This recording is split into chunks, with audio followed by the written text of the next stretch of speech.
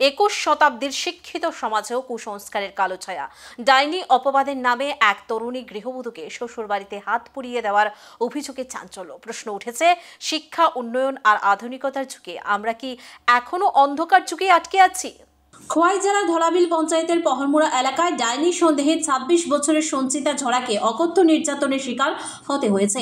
অভিযোগ, শ্বশুরবাড়ির সদস্যরা স্থানীয় এক উজাড় কথায় বিশ্বাস করে সঞ্চিতাকে ডাইনি বলে অভিযুক্ত করে তারপর কুসংস্কারের নামে মোমবাতির আগুনে তার হাত জোর করে ধরে রাখা হয়। এমন ঘটনায় শুধু একজন গৃহবধূ নয়, সমগ্র সমাজই প্রশ্নের মুখে পড়েছে। শিক্ষা ছড়িয়েও যদি মানুষ কুসংস্কারের অন্ধকার থেকে বেরোতে না পারে, তবে সেই সমাজের অগ্রগতি প্রশ্নবিদ্ধ হয়ে পড়ে।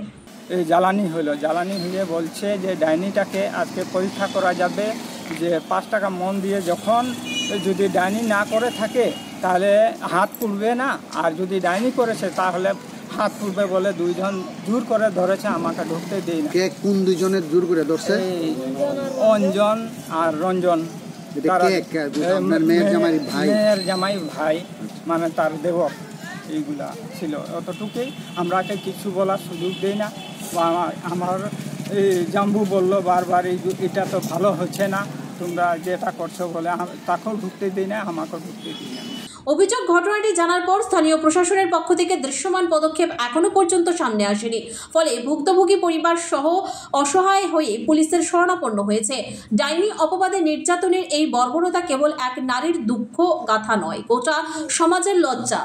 আধুনিক যুগে কুসংস্কার দূর করতে শিক্ষা, সচেতনতা ও প্রশাসনের কঠোর পদক্ষেপ অত্যন্ত জরুরি।